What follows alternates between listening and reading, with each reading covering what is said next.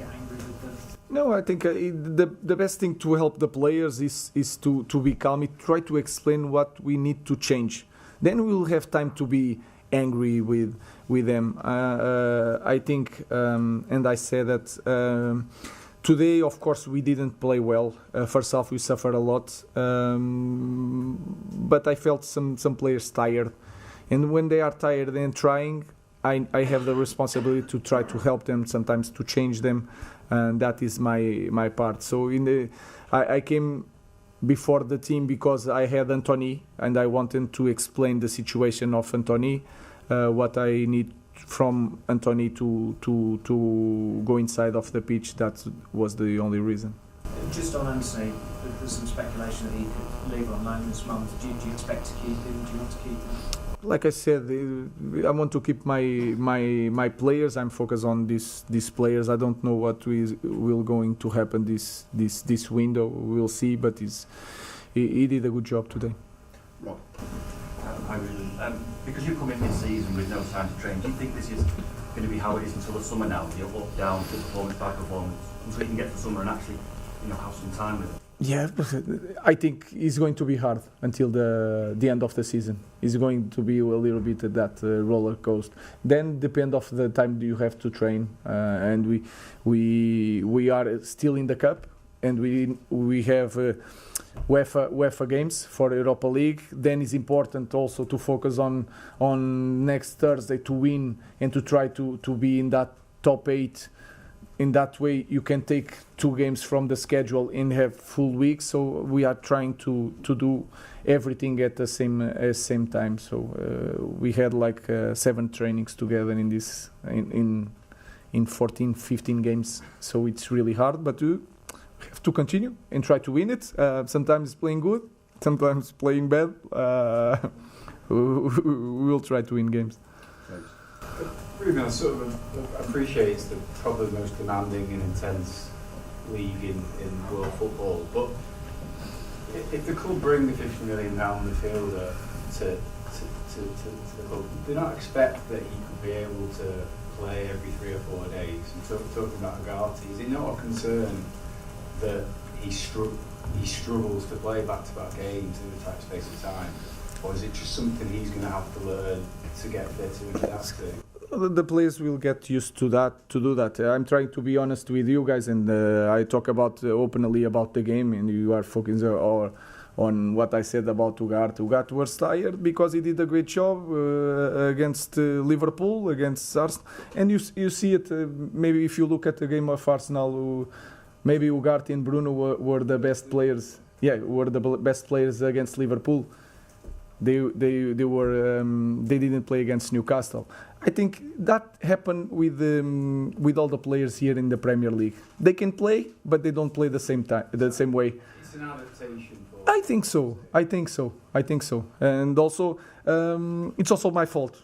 Because if you lose the timing of the pressure, if I don't explain well, the pressure is always lost in that. And you feel it today. Mateus was with the number 7 was creating a lot of problems for Manu because Manu was running against 2 guys. So it's more my fault than his fault. He's going to get used to play in 3 days.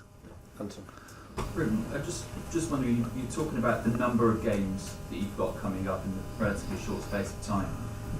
You also talked about hoping to keep certain players. Is it difficult to prepare for those games in the transfer window, not necessarily knowing who will still be here at the end of the month? No, of course we have some. They are players they are our players, so we have control on that. We decide on that. Sometimes it's harder for the players because they have some information, and sometimes and you can feel it in every team in any summer.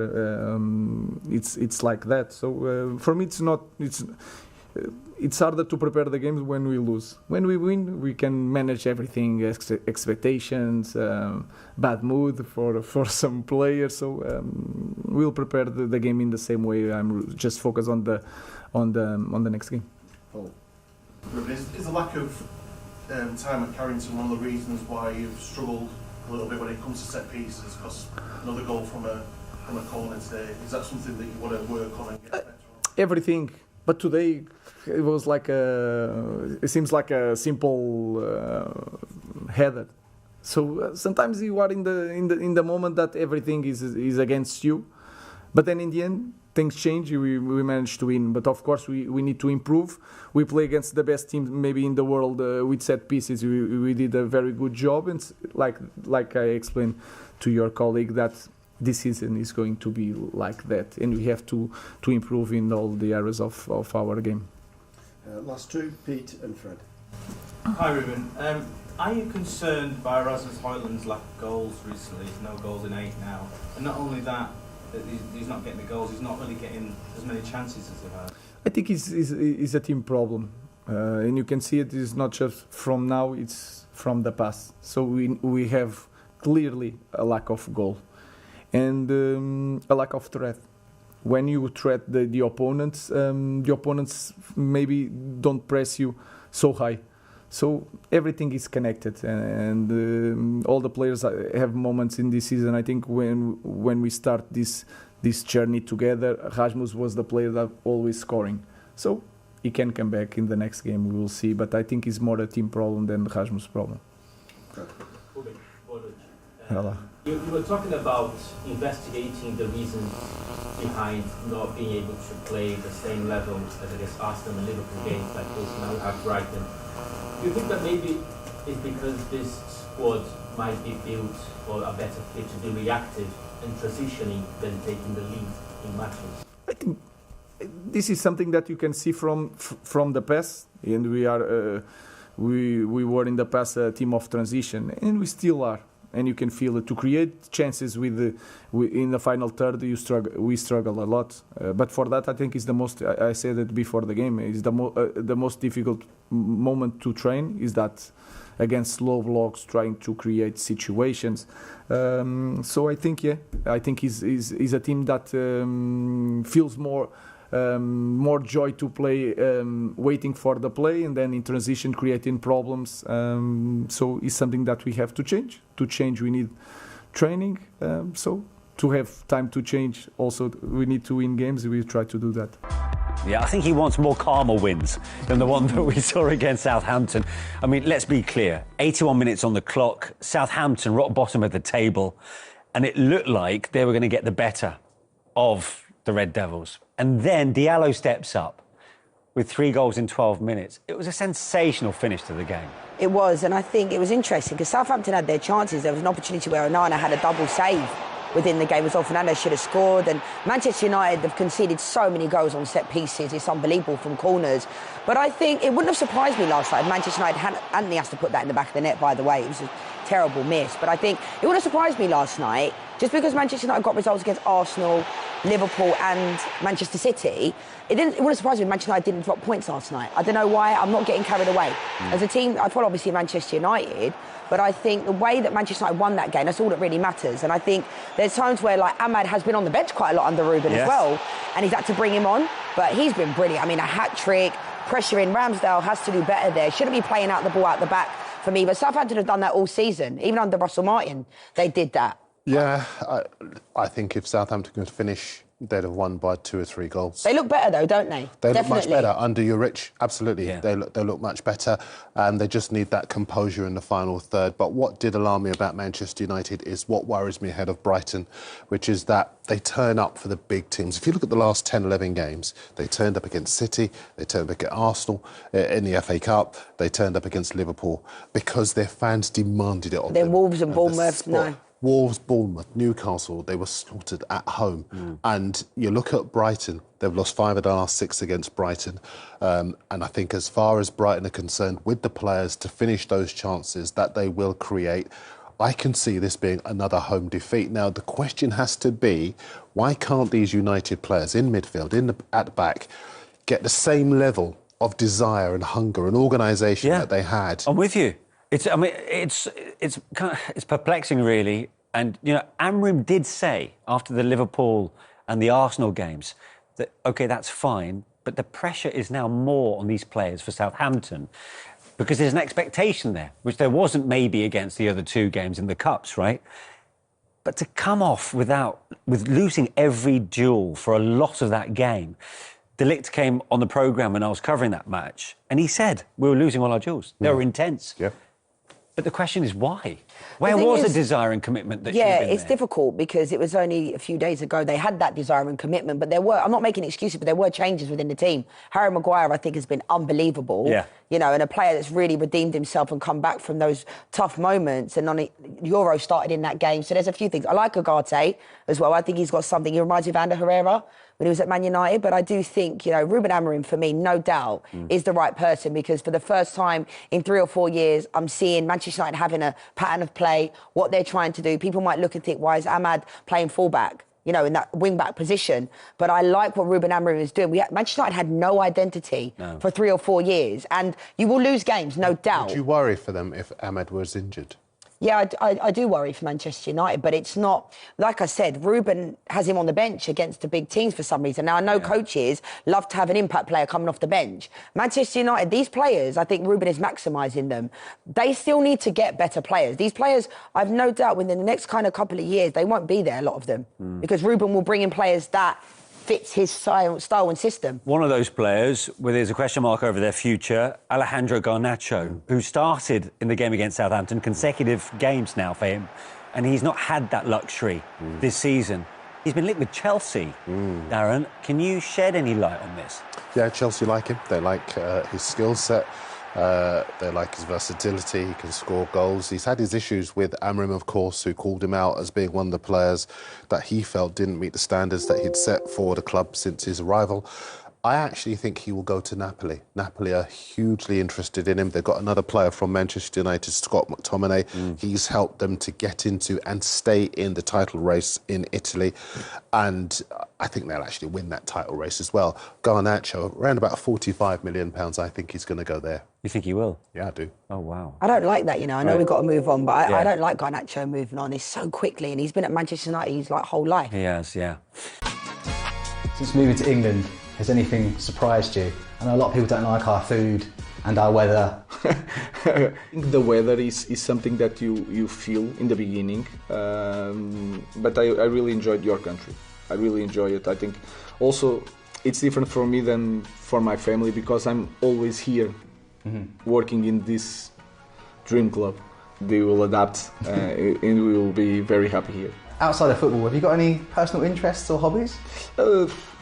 Simple gym, kickboxing, but I spend a lot of time with my kids. Go to school, pick up. It's really important for me to be present all the time. Family man, that's great. Yeah, it's So, important. what about the kickboxing? So how long have you been training? Yeah, well, I stopped for a while. In the last year in Sporting, I didn't have the time. It's hard, the training, but it's really good in this profession to have something that you can push and then you can relax. Who's one Premier League legend that you wish you could have played alongside? Cantona should be fun, but I was a midfielder. I would love to have played with Joaquin. He does all the job, and I can focus on playing with the ball. But I think it would be fun. So you let Roy do a lot of the running, a lot of the tackling, and you'd start the plays, right? Yeah, that would be good. If you could master any skill, not sports related, instantly, what would you choose? I would like to speak any language. That was really a good thing. It's really important for the coach to transmit the message. It's really important you to speak any language. We know you worked with Mourinho.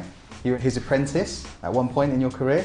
How special was it to work with the special one? It was special because more than the trainings, the time during lunch, speaking about the way he engaged with the players, the experience in different clubs, winning titles when he lose, everything was really important to understand the whole idea of being a coach. So you asked him lots of questions? Yeah, all the time. Even today, trying to connect with him a little bit. Ruben, what's been the proudest moment of your career so far? I think winning the first league at Sporting as a coach. I think was really important for me. After 19 years without a title, was not my club as a young kid, but I think it was the proudest moment as my coach career. Obviously, you're a former player yourself. Which one teammate from your playing days do you think you learned the most from? That is a hard question, but I really like to play with Pablo Aimar, Argentinian guy, really smart. He was a number 10, wasn't he? It's a number. It's like a number 10. Not. It's like a third midfielder. Yeah. Like a false 9 could be a great position for him. Was a top player with a lot of injuries, but was like a special player. I remember Pablo Aimar. Yeah, He was a Pablo good Aimar. player. So was it always football? If I could make you choose, what other job you think you may have done or may have been good at? I didn't have plan B, so that is really hard to say. I will follow sports. I don't know how you call it here, like a teacher. Yeah, teacher. A teacher. I think you'd make a good teacher. Sport teacher. I don't know the name here. Maybe a lecturer. Yeah. If you could travel back in time and give some advice to a younger self, a younger Ruben, what advice would you give yourself? I don't know. It's really hard to so much. The lottery numbers, maybe. That's exactly what I would do. And of course, you're now here in Manchester United managing at the Theatre of Dreams. What is your dream as Manchester United manager? It's simple. It's to win the Premier League. More than anything, I just want to help this club. I felt a great connection with everybody here. It's a hard thing to do, to be confident in this moment, but we are really confident, and my dream is to win a Premier League in our stadium with our fans after so much time, with a lot of problems. Winning again, I think, is the best goal that we can achieve. Amazing. Ruben, thank you for your time. Thank you very much. Appreciate it. Thank you. You know what? That's so interesting, him trying to master languages as a skill. If you could master any skill in the entire world, what would it be? I'm saying languages still. Yeah? You just copied Ruben Amorim. See, Ayo, I know what you said. Ayo, keep it real. To be fair, he did say it before Amorim did say Okay, it, cool. to be honest. This is why you're my guy. This is, mate, that's why I'm coming again. I'm coming again. It's funny though, isn't it? What about you, Nick? What would you master? I actually think I would like to be like a film writer. If you could master having the vision and the imagination to be able to write films and to be the writer, like a creative writer. Like someone that, I mean, this is a really bad example, but imagine the In-Betweeners is hilarious. Like the person that wrote that. Yeah, that's true.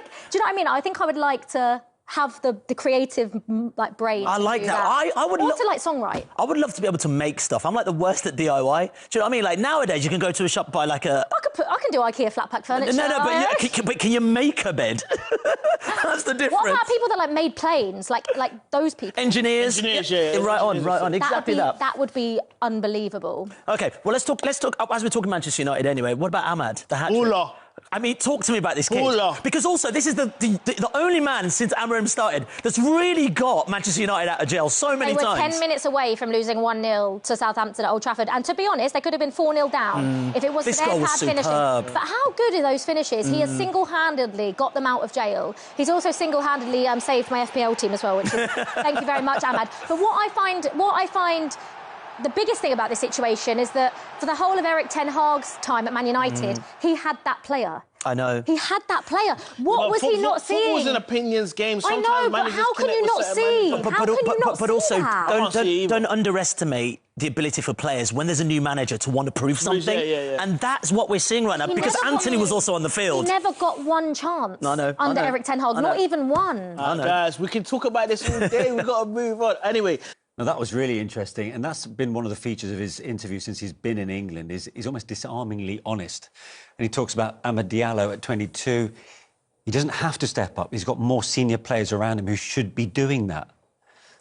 He almost seemed a little reluctant to be overly kind to, I think, Amad Diallo tonight, which maybe is just his way of managing it. You know, maybe privately there'll be more confidence given to him, because I think tonight he did show what he was about. And age isn't always a relevant factor, but age can be a reason why, you know, younger players don't consistently step up. I think he's right in that everyone has the same requirement. Yeah. But it feels like Amad Diallo is the one who too often is that person for Manchester United when they do find a way to get a result, you know. Yeah, I mean, it was interesting that he chose to say that there is still room for improvement from Diallo, you know, after the highs of just literally scoring a first senior hat-trick. Is he just trying to keep his feet on the ground here?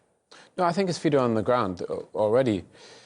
I don't know why I would say that, because he's the one that did grab the game. He's the one that did grab the initiative. Nobody else did. So he said, obviously, the other players could, but nobody else did. he's the one that said, right, I'm going to make something happen here. So they were very fortunate to have him out on the pitch today, Amad Diallo, because he's the one that turned that result around, virtually on his own. And I know Xerxes and Ericsson, they had moments in the game, but it was Amad Diallo that came to the rescue. And that's why everybody hugged him like he was this Father saviour Christmas. almost. Yeah, he was. Father Christmas. Look, he was a saviour today. And, Yeah. you know, and he deserves all the praise. Everybody should be praising, even the manager. Yeah, and talking of the manager, for Ruben Amorim, that's 10 Premier League games he has now managed since he came from Sporting Lisbon. In that time, he's picked up 3 wins, 5 defeats and a draw there as well. So, right, 2 draws actually. So, how do we assess the first 10? Did we expect more from them at this stage? I think we did, yeah. Much more? I think because of the success that he had at Sporting, I think we expected just he'd come in. But, I mean, maybe that is a little bit naive. You know, he's changed the formation, changed a lot of things. But 3 wins in 10 is probably not what anybody envisioned. So let's say they're a work in progress. And they're probably going to look a lot different in the summer. But right now, I still think everybody's adjusting to playing this 3-4-3 or however you want to call it. And, you know, goal scoring is still a big issue, for this team. They're easily one of the lowest scorers in the division. And that really can't be with kind of the personnel that they have. So I think they need to step it up in terms of goal scoring. But I'll be interested to see where they finish at the end of the season. Premier League's finished, obviously. You know, that's not got, the top 4's over. They got to win the Europa League. If they can win Europa League, then they get into, Champions League football, and that's everything for Man United's season. I think what United fans, Rachel, were expecting, for all those around the world, when a new manager comes in, that the lack of inconsistency or the lack of consistency will stop from Erik ten Hag, and that there will be more of a pattern behind the results, which haven't quite happened. No, and sometimes results isn't the only thing you can go on. I think... But what about the performances then? Yeah, and I think that's probably more, you look at tonight and other games of late, what sort of worries me a little bit is they have this system that they play, but, you look at tonight, they had over 20 shots. But when you actually think about it, I don't really remember Ramsdale making a save. They don't particularly create that many clear-cut opportunities. No. There's the one that Anthony, somehow missed. But other than that, you watch the game and they don't sort of have a system that they dominate possession that much, it seems. So then you're thinking, right, well, should or create quick transitions. That wasn't overly effective tonight either. So I think I probably am a little more concerned at how are United going to try and play to actually find a way to get results. It feels like they're struggling to move away from the counter-attacking style that's almost been ingrained in them. I don't know if anybody wants to play counter-attacking style, especially not at Manchester United. You're meant to play on the front foot. You're meant to dominate the ball. That's why Erik ten Hag got the job, because he, played this Ajax way and, and they dominated the ball. That's why he got rid of David De Gea, to get Onana, because they had a ball-playing goalkeeper. But that didn't really materialise. United were best under the counter-attack, like under Ole Gunnar, and I think Ten Hag's best performances were on the counter-attack as well. If you look at United under Amorim, even Arsenal, City, where are they good? Counter-attack. Everybody's trying to dominate the ball, but actually, I don't think they're... When you play 2 central midfield players, that ended up with Collier and Bruno Fernandes, you're not going to dominate the ball. And that's against a team that's 20th in the Premier League. So I do think that it is a work in progress on many levels. Goalkeepers probably set defensively, they're not bad, but they need work in the middle of the pitch, obviously, I think. And they need to sort the striker position out. But obviously losing Marcus Rashford could be a huge blow. Talk about Garnacho potentially leaving. I think if I was a United fan, I am. That's a worry. Do you know? I'm trying to do my job and be kind of, not have. Okay, so what would you do then? About Alejandro Garnacho, links with Napoli. No, but Manish, nobody's leaving. Rashford's not leaving. Mainu's not leaving. Nobody's leaving. They're your best players. We're going to help integrate these and build around. You're not going to get better than them. To let these guys go on loan and pay half their wages is madness. Impossible. I wouldn't let it happen. I know maybe Marcus wants to go play somewhere. Knuckle down and sort it out. Look where Harry Maguire was a couple of years ago. And now he's got a new contract. Football changes real quick. And you want to keep your best, most talented players here. And I think Garnacho, Mainu and Marcus still are a part of that group, and I think they could have a bright future if they just sort it out. Would you have the same philosophy, Rachel? I think it feels that the Rashford situation might be slightly separate. I think because there's obviously a lot. It feels like there's a lot more to that. It's hard to truthfully know when you're on the outside. I feel Mainu is someone that they certainly should want to keep, and I think Garnacho would be a loss, primarily because he's someone who has scored goals for them, and goals haven't been something that they've got, at their riches. So it would be a loss, but I also think part of what Amorim has done by playing so many different people and clearly trying to show to the board, the people that give him the budget, I play this way, and the players that we have, there's still gaps in the system. I think there's been an element of these last 10 games have been to highlight that.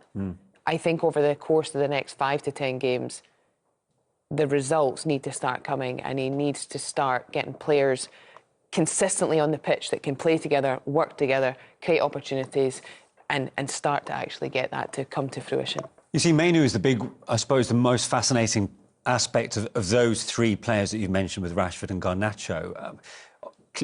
Through the academy, homegrown talent, reports of maybe for PSR situation, or that his sale would be needed possibly. But you're saying this would be the worst move possible. Football's broken if you're meant to sell your best young academy kids. They should be cherished. Look at the class of '92 at Manchester United, the impact they had on that football club. Yeah. That now we think, let's promote players to get into the first team so we can sell them to go against PSR.